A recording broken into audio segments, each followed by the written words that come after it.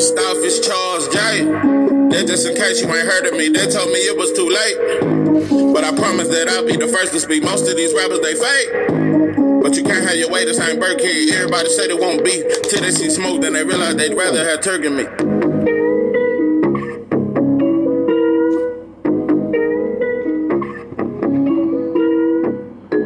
What it do? It's 903 Boxing. I'm your host, Charles J.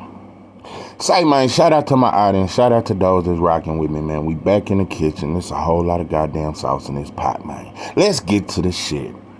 Say, we had a couple fights over the weekend. We had Robeisy Ramirez versus, what's my boy out of Ghana? Dog Bow. Or Dog Bay. I just don't know which. Is it Dog Bay or Dog Bow? Either way it go, Dog Bow, I think you need to, I think you need to go to Ghana and contribute to your people. And yeah, I think you'd be a good trainer, and I think you need to work with some of the young brothers in Ghana. And shout out to you for a decent career. You got a lot of heart at this stage. I think you're at the end of the road. And I think you would be a good trainer and working with some of the young African fighters. And shout out to you. And shout out to Robeisy Ramirez for the win. Southpaw, straight out of Cuba. Good fighter, man. Good fighter. Shout out to you. Shout out to you for that win. It was a decent fight, decent performance. I'm trying to think. Is that at 126? Was that fight at 126? I think that was at 126. But yeah, good win. And that there, I talked about the Joshua fight. It was a decent fight, decent performance. And I gave Franklin his shout out for having heart, and he got a good chin, but he ain't the most skilled fighter. Also, I just seen some shit. I just seen a post with Brian Custer. He was, chilling with Jamel, eating a seafood ball or some shit like that, eating shrimp and all kind of shit like that. And I just wanna, and I've said this before, if you really follow me, you know I've said this. Brian Custer is, I'm telling you, bro, you ain't gotta be no thug or no street. You ain't gotta be that, because most thugs and street dudes tell. They cooperate. And they got, the officer called them by their first name and shit like that. It's a lot of, Brian Custer, a different kind of, I think, out of all these dudes that's work for companies, you got a lot of dudes, Stephen A., you got Charles Barkley, Jalen Rose, all these Shaq, you got a lot of them, Perk Try, but he do weird shit too. All of them say weird shit. Brian Custer don't do that. Yeah, Brian Custer with Showtime, but he also got his own shit, The Last Stand podcast, where he interview fighters. Brian Custer, I just like him, bro. Like I said, you ain't gotta. I just think Brian Custer, he don't cut no jigs, bro. He don't, and he don't shit on black fighters. He's the only company man in boxing that I see that don't. Because Tim do it. Even Andre, as much as I love Andre Ward as a fighter, sometimes I watch him play that shit. And sometimes in the middle of a fight, you'll see Andre Ward just get tired of the bullshit. And he'll just be like, come on, man, he's boxing good. He's not run. Or he'll just say some shit. But for the most part, he play that role too. Brian Custer don't do that shit. So like I said, I just want to give you a shout out, bro, that you showing that you can work for a company but not be a company man. And you can still be your own man and do things your way. So yeah, I like how you do it your way. I like the sauce, and keep the sauce alive. So Roy Jones, man, I saw this fight, and I wasn't gonna watch it, but I said, man, let me watch this fight. So Roy Jones fought Anthony Pettis. I guess he was an MMA fighter. I don't watch MMA really. And I watch certain black fighters in MMA. I don't really know none of the other fighters. Yeah, I just know about John Jones, Israel, Adesanya. It's a couple of them. What's the boy that just beat Usman? Edwards. Yeah, I know about the black fighters. That's it. But anyway, Roy Jones fought him. The boy about 35 or some shit. Roy Jones 54. Why what was that, about 3 years ago when he fought Mike Tyson? You know? Yeah, Mike Tyson looked slow as shit in that fight. They both looked slow as shit. And Roy Jones held his ass that whole fight, but he didn't get knocked out. So, but my thing is this. You 54, bro. You know, when we saw Holyfield, he was about 57 when he fought that boy, and that boy stopped him in about the first round. You know, we as fans, I just want to speak up. I'm tired of seeing it, bro. I'm even tired of Floyd doing it, bro, because I'm telling you, one of these young white boys gonna knock Floyd ass out. I've already visioned that shit because he's giving too many white boys a chance. You know, he fought, you know, Floyd may be one of the only ones, because he did fight that one black dude, but he was trash. And he beat the dog shit out of him and played with him and clowned him. But I noticed that when y'all get older, y'all mainly fight a Mexican or a white boy. I noticed that, and I'm gonna go somewhere that's deeper than boxing. But yeah, Roy Jones, I will say this about you though. Roy Jones, man, he looked better than he did in that Tyson fight. I'm gonna be honest, and I feel like you had more energy than him. You used the jab very well. You were snapping his head back. Every now and then you threw a combination. You slipped a lot of shots because he wasn't really hitting you like that. I thought Roy Jones clearly won this fight. I thought he clearly, and if you look at this look on his face when they announced the winner, Roy Jones, he couldn't believe it. But also, you put yourself in that position, bro. I think he easily beat him. I think the dude Pettis was trash. He had the youth, but he didn't have the skill. And he was trying to knock Roy out and shit like that. And Roy just kept him away with the jab. So I'm looking at this, and not only that, you fought Anthony Pettis in his hometown of Milwaukee. So you shouldn't be too shocked about the decision. That's why I kind of don't feel bad. I think it's wrong, but I don't feel bad, bro. You gave him this platform. He can always tell his kids and his grandkids when he get older and he's in a rocking chair, he can tell them he beat Roy Jones' ass. A lot of shit, bro.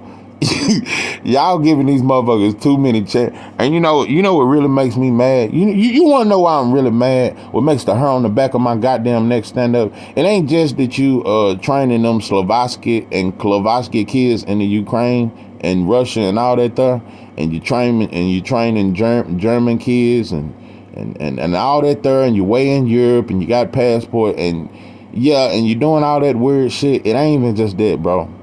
It's what I'm seeing with older black men as a whole. I've been noticing this for years, bro. I've been throwing it out there, throwing hints out there, but we're gonna go on and talk about it. I've had several experiences that can, relate to this situation. Floyd, just look at Floyd's career. Floyd, when he got older, at the end of his career, he fought Berto, but you didn't want to pass the torch to a young, hungry black fighter. Berto was not the one to pass it to. Berto was pretty shot when he fought him. You didn't pass it to Keith. Double E with the F. I'm going to tell you something. Even fighting Sean Porter, that would have been epic, bro. For Sean Porter to have Floyd on his resume, win, lose, or drop, none of them dudes got to get that. Spence never got it. Bud didn't get. None of them dudes got you on their resume. It's a lot of shit. And I just noticed it's like that out here. Older black men don't wanna feel like they losing to younger black men. I guess y'all always want to feel like y'all a step ahead of it. It fucks with y'all when a young brother passes you up. When you see a young brother shine, that shit fucks with a lot of you motherfuckers. It fucks with you. A lot of shit. Y'all just, it's a deep jealousy, and it's time we address it.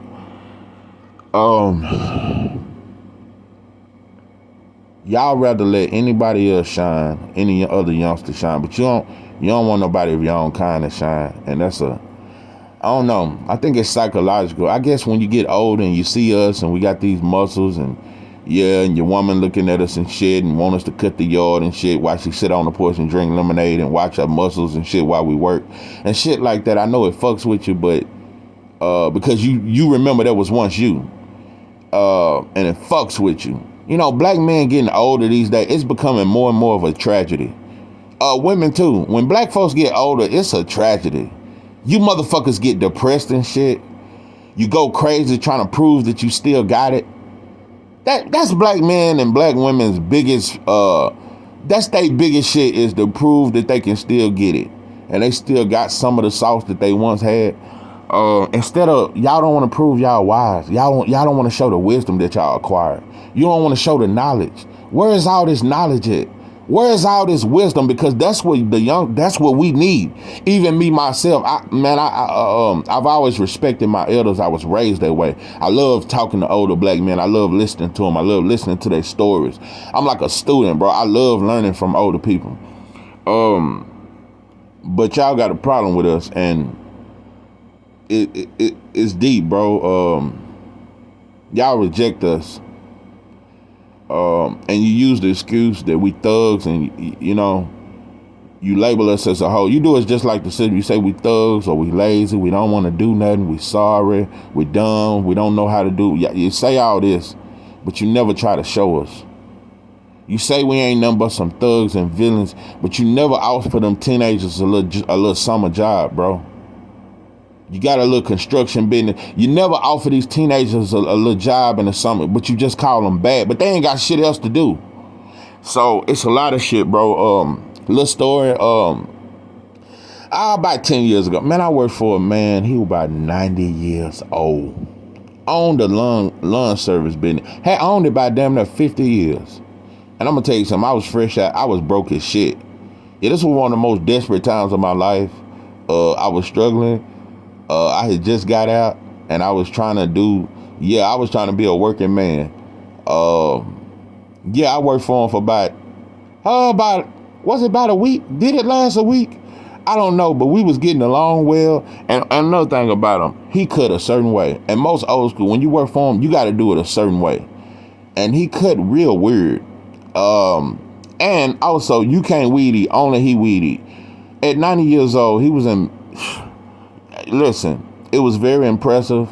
He could work just as hard as me, or just as hard as any youngster at 90 years old. And that was very impressive. It was impressive that you kept your business for over 50 years. A lot of shit was impressive. But the thing about it, bro, one day you gotta go. Y'all don't never think like, who are we gonna pass this down to, bro? Who's after us? Because somebody got to be after me. One day somebody got to be after me, and we don't pass that torch no more. And they go for boxing, they go for in life. We don't want to see a younger black man shine. We don't want to see him shine. We rather see him in prison. Yeah, man, we was talking one day, and it was Friday, and he was paying me. Yeah, and I'm telling you, I ain't even had no car now. He was dropping me off at the house. I just got out, and yeah, we talked all the way there, and cause I used to just listen to old stories and shit like that.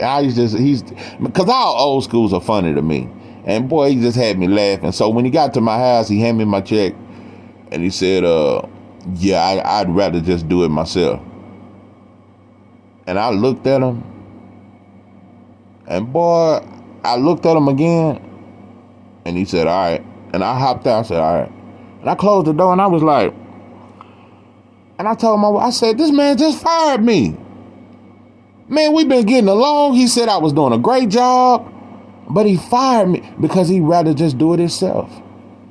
He really didn't want nobody else doing it, because that's the ego of black men. Sometimes we just want to prove to ourselves and prove to everybody, I can do this myself. But sometimes, bro, it becomes a certain age where you got to pass something down, bro. You got to pass something down. I got another story. I painted a house. At this time, the dude was my landlord. Painted a house for him. Man, I did a great job too. And I was very inexperienced at painting, but I painted the shit out this house. He paid me $150. Not only that, and he owned about 60, 70 houses. He owned houses all over Texas, even in other states. And he got sons, but they don't do that kind of work. They do other shit. And man, I tried to really, really fuck with him on some shit like, man, I wanna know what you know. Because he know how to build a whole house from the ground up. when I was painting for him, even his brother, man, because his brother was jamming them blues and shit like that, at Al and shit, and I love that type of shit. So, but the landlord, he was a preacher. So, also, and he watched my transformation. He watched me go from on some street shit, being very, because I had to go off on his ass a couple times, but he watched me change and become more of a peaceful man. So at this time while I'm painting this house, I'm more of a peaceful man. I'm not as thuggish, ruggish, bonish as I was.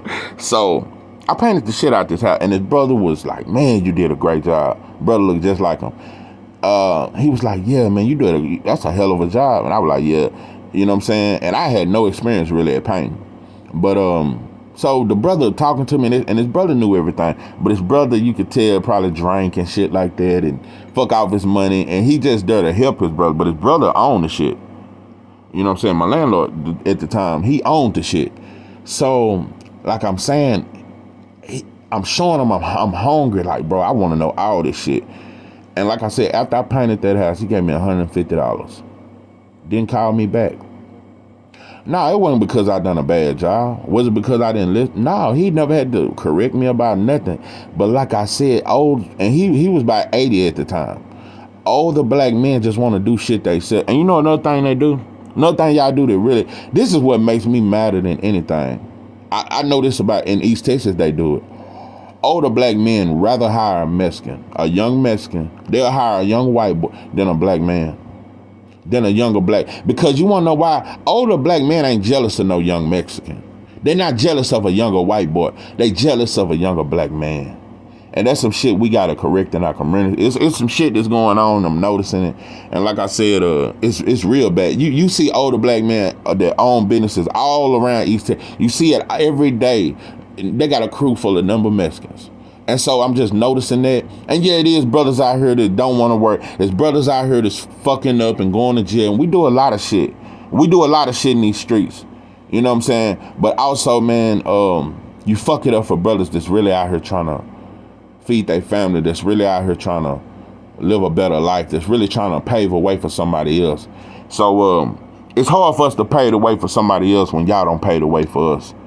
So this is 903 Boxing. I am your host, Charles J. With that, I'm out.